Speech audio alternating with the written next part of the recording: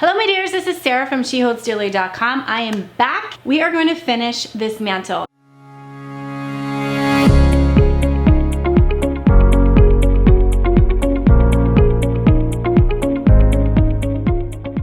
Now I did a previous video talking about how to install an electric fireplace, and you can catch up by watching that. But once it was all done, it was still just looking a little bit flat, and I found myself like over decorating the space because I was trying to make up for the fact that the mantle just looked really plain. So I am back.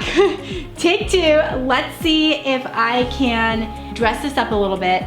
And then there may even be a part 3. I have this area figured out. There's 3 things I'm gonna do. I think they're super smart and fun solutions for trying to dress up mantles. But this area, I still am undecided. I even thought maybe I shouldn't even do the video yet because I haven't decided. But I'm doing it because I want you to take steps forward too on your projects. When you know that something is gonna work in a section, take that next step. So that's what we're doing today. And then if later I decide that I do want to add corbels here, I will probably do a whole video teaching on corbels. But for now, I haven't been able to find the ones I want, and maybe I won't even need them. A lot of times I overthink things, and my finished project is actually about 90% of what I thought it was needing to be, which is kind of a relief, right? Because I don't have to do as much.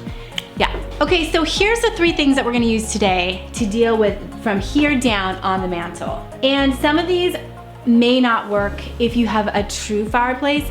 These would be good if you just have no fire going on, or if you have an electric. For instance, this is not hot on an electric fireplace. This is all for show.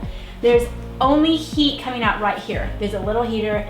It's warm, but like I can touch that metal there. So anything I do around here is I don't need to worry about melting or a fire hazard or anything. You do need to think about that. If you have a true fireplace, you will not be able to do this contact paper thing that I'm gonna talk about.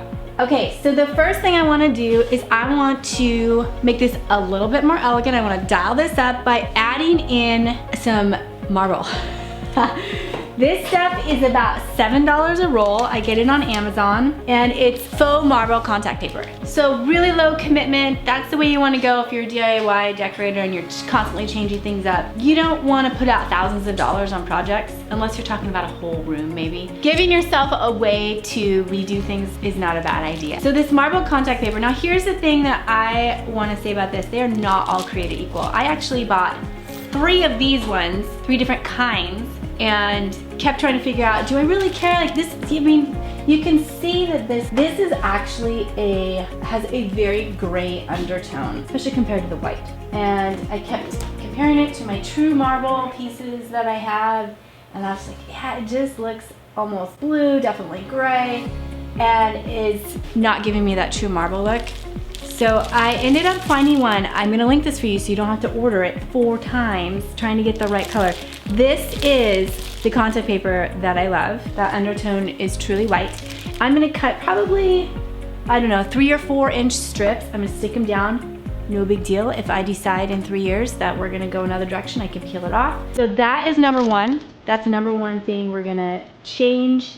And again, don't do this if you have a real fire going.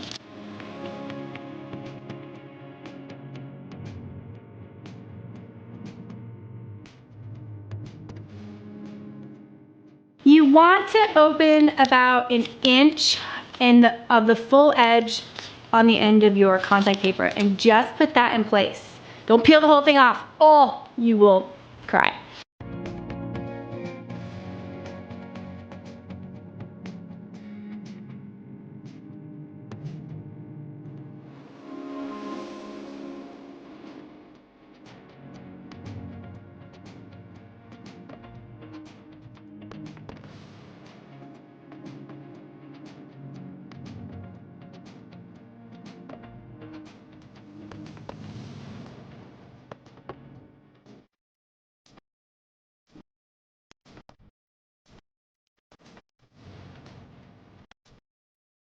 I'm going to add this little half round trim that I got at Home Depot.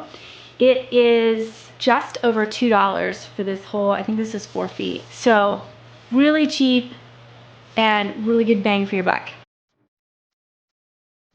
I'll just give you a little wood 101 here. If you know you're gonna paint the wood, go cheap. Go with the alder, the maple. I think maple is kind of middle of the line. This is maple. Alder, pine. Pine you can run into problems because sometimes it has too many knots in it. But if you know you're gonna paint, don't go. You do not wanna buy oak or cherry or cedar. Those are the ones that you're gonna either just seal or stain. So save money that way. So once you cut down your molding, you're going to want to paint the items before you attach them to your mantle. I am using the Kiehl's Cabinetry and Trim paint that Magnolia Home sells, and it is plain white. It's nice because it's not an oil base, but it does dry nice and shiny. So I ended up doing 3 coats of paint just to make it nice and thick and smooth.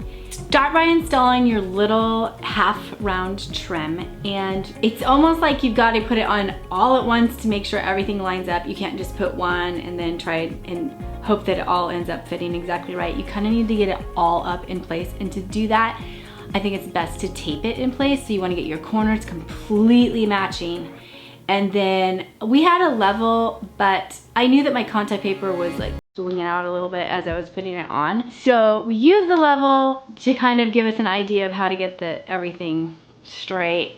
But in the end, just eyeball it, even if it's not exactly level. Go ahead, and if it looks level when you stand back and it's like not going to be obvious when you're looking at the piece, you're okay.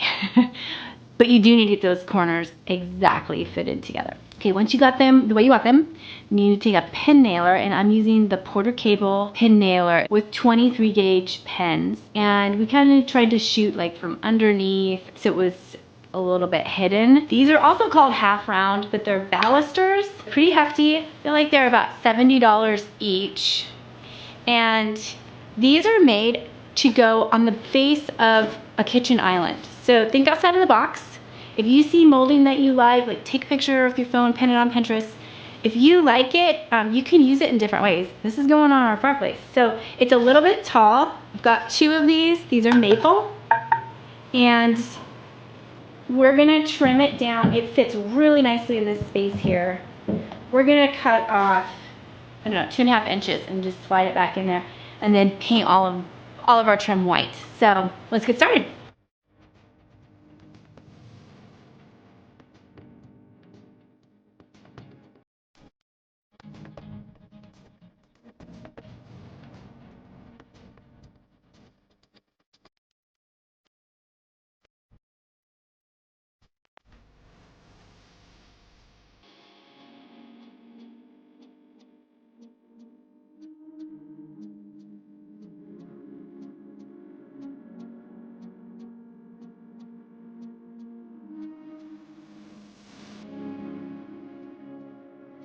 One thing that I think helps make a mantle look a little bit more vintage is if the molding, the big pieces of molding are actually coming off. Like I would have loved to even had like small pillars for this part, but I was not able to find what I wanted. So molding coming off a little bit from the face of that mantle. So I moved mine forward as far as I could before it was like actually coming out and you're seeing too much of the edges. And I think it was about like a 1/4 inch. And you want a spacer to make sure that everything's all straight up and down.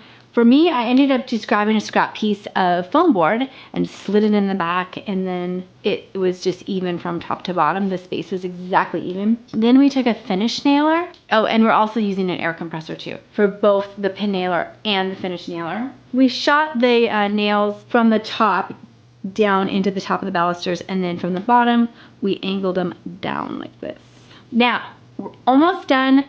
Some people would say they're done. I really like to finish off things really well, so like go the extra 10%, but some people would just be like, yeah, we're good. And they would be done. Now, if you wanna really top it off, you wanna grab what's called a nail set, and it's like a $5 little tool with a spring on it, and you go back over and you put the point right on that pin or that nail that you want to sink a little bit deeper, because you want all of your pens and nails to be actually a little bit below the surface, so then you can fill it and paint it and they're not even there. You don't want them sticking out at all. So that's what the nail set is for. And you just go around, sink all of the nails and pens in place, Then I'm gonna go back over, I'm gonna caulk right where the balusters, top and bottom where they're touching. And then use spackle for the nail and pen holes. Let that dry. And then I'm just gonna touch up a little bit of paint and I'm done.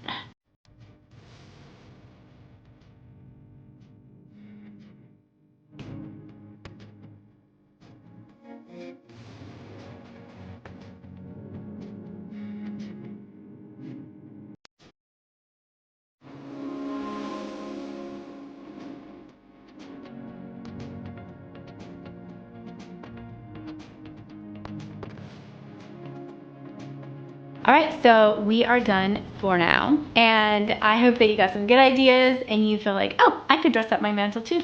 Just grab some contact paper, simple trim work, paint it, tack it up there. So moving forward on the master bedroom makeover, thank you so much for stopping by. If you're new here, please consider hitting that subscribe button. I do post regularly and I share my DIY design advice and our vintage farm life. Thank you. I'll talk to you soon. Bye.